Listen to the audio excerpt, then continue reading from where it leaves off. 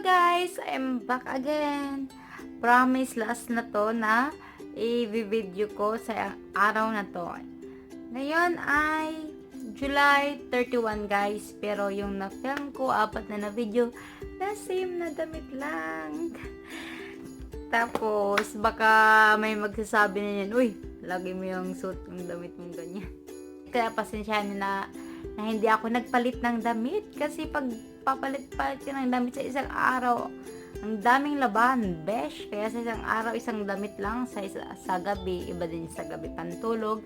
So, that's all guys. Magsisimula na tayo. Nichido pa rin guys na products yung i-review ko.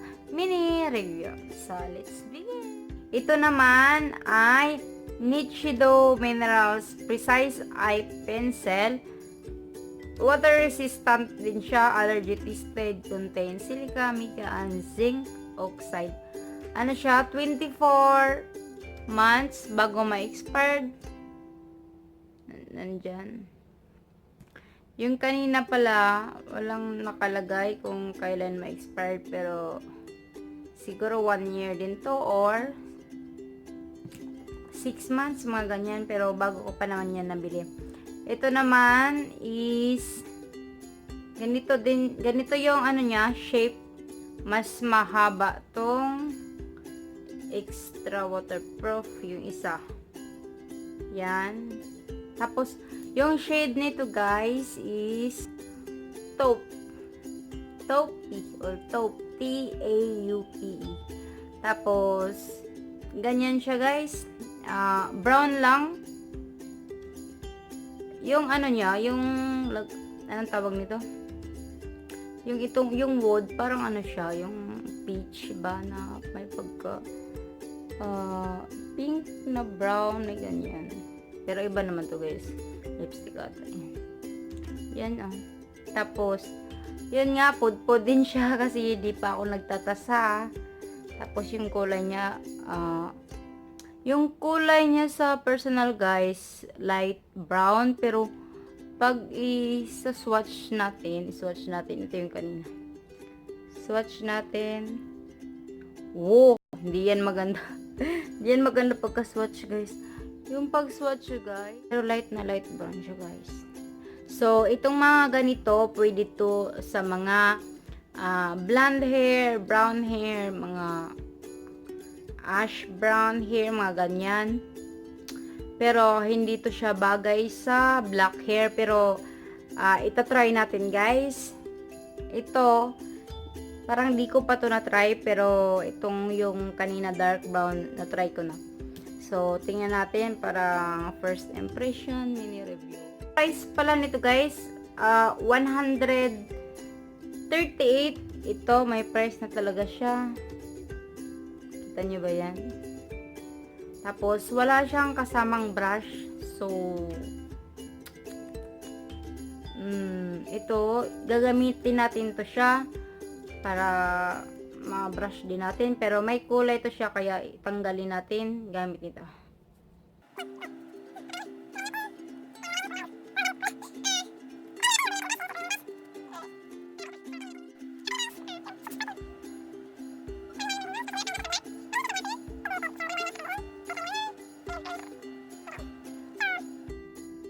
Yan siya guys, kumakapit siya agad. Hindi yan perfect guys. I-brush pa naman natin mamaya.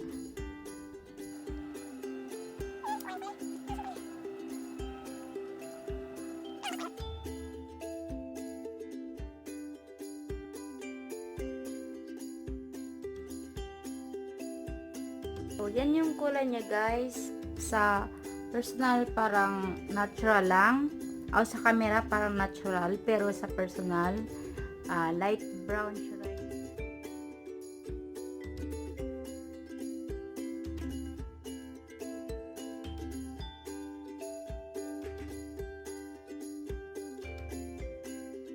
Malayo parang parang pantay lang, pero pag dito hindi ganun pantay kasi may mga naghihiwalay-hiwalay yung ano ko, yung anong hair. Ganda tingnan sa malapitan guys kasi yung kilay ko hindi yan pantay, pero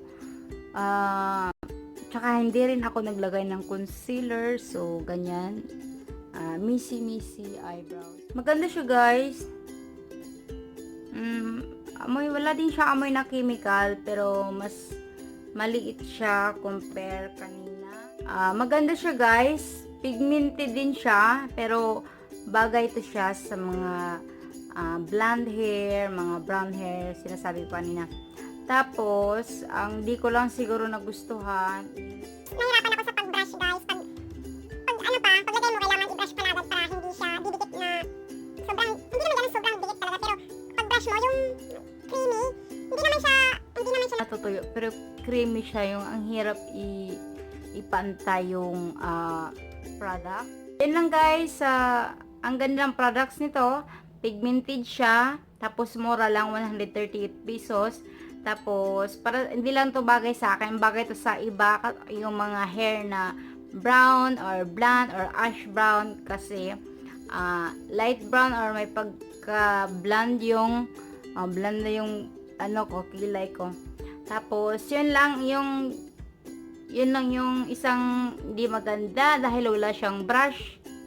Tapos, yun lang, sana may brush tong NICHIDO taupe na minerals precise pencil. Tapos pwede mo din siya i-eyeliner dito, pero din siya ito pwede malikod wing liner.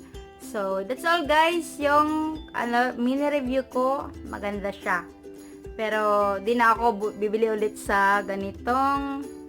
Tinry ko lang kasi yung ganitong shade. So that's all guys, ang haba na nito. Guys, thank you for watching. See you again to my next video. Please don't forget to subscribe, like, and comment below.